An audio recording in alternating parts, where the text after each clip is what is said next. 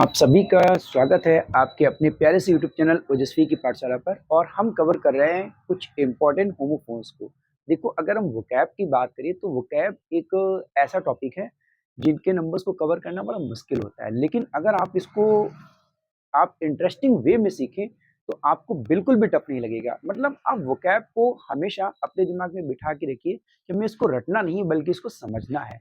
अगर आपने ये चीज अपनी हैबिट में डाल दी तो आपके लिए वोकैब जो है वो बहुत आसान है, क्योंकि वोकैब एक टूल है आपके लिए, जो है स्पीकिंग के लिए और आपकी राइटिंग के लिए और आपके एग्जाम के लिए। क्योंकि एग्जाम में 10 मार्क्स की जो वोकैब आती है वो आपके मार्क्स को बहुत एक अच्छी लाइन पे ले जाती है ना।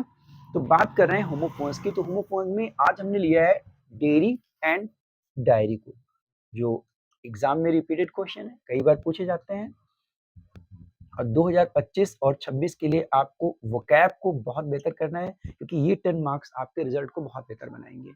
डेयरी की बात करें तो डेयरी एक ऐसा प्लेस होता है जहां पर मिल्क का काम किया जाता है, दूध का बिजनेस किया जाता है। जहां से आप क्या करते हो, आपको दूध मिलता है, आप जाते हो, तो वो क्या हो गया, डेयरी हो गया। ठीक है, एक ऐसा प्लेस जहां पर मिल्क का व्यापार होता है, दूध का व्यापार किया जाता है, वो क्या होता है, डेयरी होता है।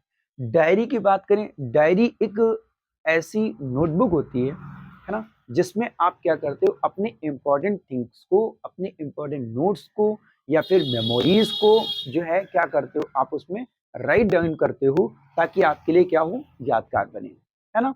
या फिर आप अपने नोट्स लिखते हो प्रिपरेशन के लिए, तैयारी के लिए, तो वो क्या होती है, डायरी होती है। तो सेंटेंस की बात करें अगर, तो सेंटेंस में आप डेयरी के लिए यूज कर सकते हो कि I bought a packet of milk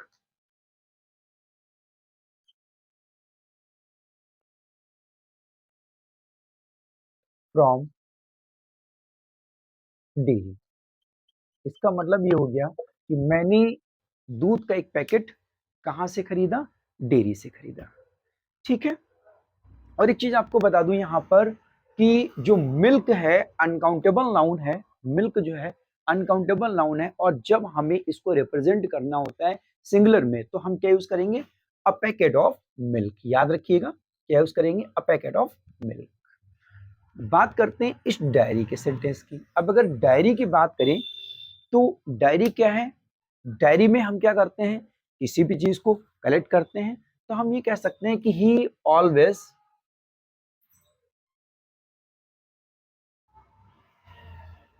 important things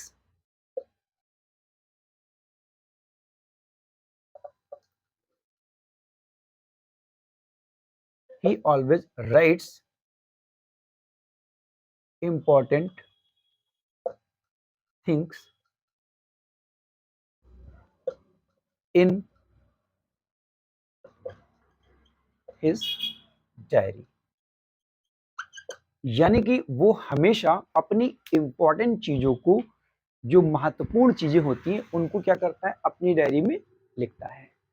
I hope this is clear to all of you. उम्मीद करते हैं आपको ये डेयरी और डायरी में डिफरेंस क्लियर हुआ होगा। उम्मीद करते हैं कि आप इसमें से और भी सेंटेंस आप बना पाएंगे, और प्लीज ट्राई कीजिए इनके सेंटेंस बनाने की, और कमेंट सेक्शन में आप इनके सेंटेंस बना करके जरूर लिखें, ताकि मैं ये देख सकूं कि आप जो सेंटेंस बना रहे हैं वो सही है या फिर गलत है। क्योंकि यहाँ मीनिंग का बहुत इंपॉर्टेंट रोल होता है। कई बार क्या होगा, आपके सामने एक क्वेश्चन दे दिया जाएगा, I bought a packet of milk from, और आगे डैश छोड़ दिया जाएगा और ऑप्शन दे देगा डेयरी या फिर डायरी। तो आपको राइट आंसर क्या करना होगा, ये आपको वहां पर लिखना होगा या फिर टिक करना होगा। ठीक है ना। तो इसलिए इनके मीनिंग को क्लियर करना बहुत इंपॉर्टेंट है। तो अगर आपको वीडियो अच्छा लगा हो तो प्लीज लाइक और शेयर करना बिल्कुल ना भूलें, ताकि जो और भी लोग प्रिपरेशन कर रहे हैं वहां तक ये वीडियो पहुंच जाए। और चैनल को अगर अब तक सब्सक्राइब नहीं किया है तो प्लीज सब्सक्राइब कर दें, और मिलते हैं नेक्स्ट इंपॉर्टेंट होमोफोन के साथ में। तब तक के लिए थैंक्स फॉर वॉचिंग।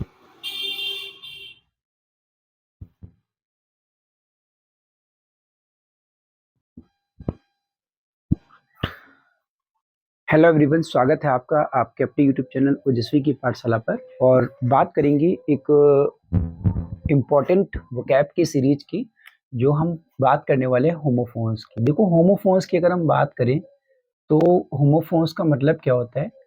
देखो, होमोफोन्स में क्या होता है, ये जो होमो है ना, इसका मतलब होता है सेम, और ये जो फोन है ना, इसका मतलब है साउंड। अब आपने अक्सर देखा होगा कि जहाँ जहाँ पर भी फोन आता है, जैसे टेलीफोन हो गया, है ना, मोबाइल फोन हो गया, तो बात किसकी हो रही है? साउंड की हो रही है।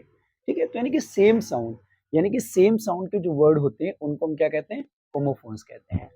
और यहाँ पर एग्जाम में जो आपको होमोफोन्स जो है वो 2 मार्क्स में पूछा जाता है, 2 नंबर में आपका पेपर में होमोफोन्स आता है। तो यहाँ पर हमने एक बहुत ही इंपॉर्टेंट होमोफोन लिया है, चेक और CHEQUE, चेक। अब अगर हम बात करें इस चेक की, तो इस चेक के जो मीनिंग है वो कई मीनिंग होते हैं। अगर हम इस चेक की बात करें तो इस चेक का मतलब रोकना भी होता है,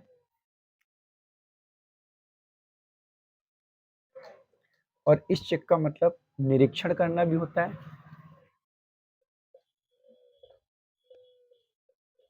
और निरीक्षण करना भी होता है, और जांचना भी होता है।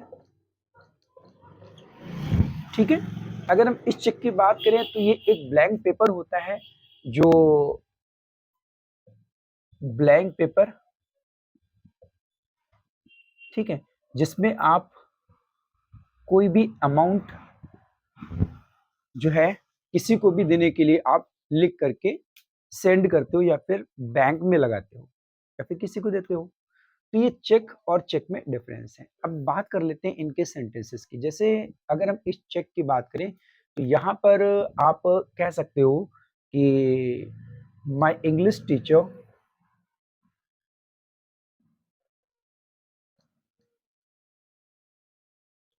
Did not check my answer sheet. यानी कि मेरे इंग्लिश टीचर ने क्या किया कि मेरी जो आंसर शीट है उसको चेक नहीं की। ठीक है, एक और एग्जांपल ले लेते हैं यहाँ पर कि द पुलिस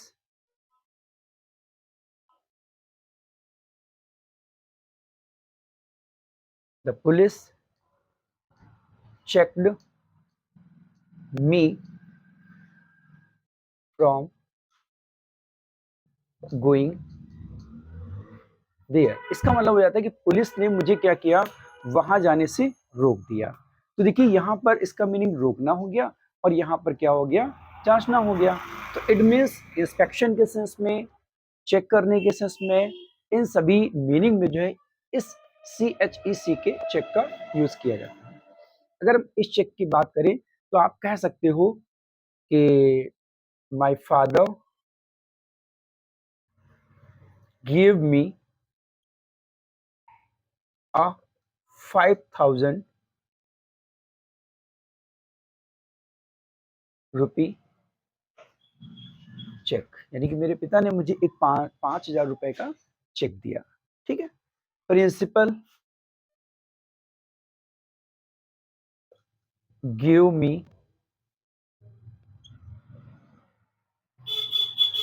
a 2,000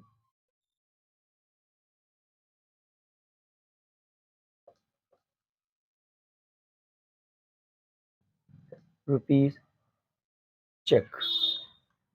है ना, कि प्रिंसिपल ने मुझे 2,000 रुपए का चेक दिया। तो I hope this is clear to all of you. उम्मीद करते हैं आपको ये चेक और चेक में डिफरेंस समझ में आ गया होगा। तो अगर ये क्वेश्चन MCQ में आ जाए फिर भी आपका गलत नहीं होना चाहिए, और अगर यूज करने के लिए आता है फिर भी आपका आंसर ये गलत नहीं होना चाहिए। और आपको बता दूं कि चेक जो है वो एग्जाम में बहुत ज्यादा पूछा जाता है, रिपीटेड क्वेश्चन है। तो लर्न कीजिए इसको, और अगर आपको ये चीज़ समझ में आ रही है तो प्लीज़ आप मुझे कमेंट सेक्शन में एक सेंटेंस ज़रूर सेंड कीजिए। मिलते हैं नेक्स्ट लेक्चर में, तब तक के लिए थैंक्स फॉर वॉचिंग।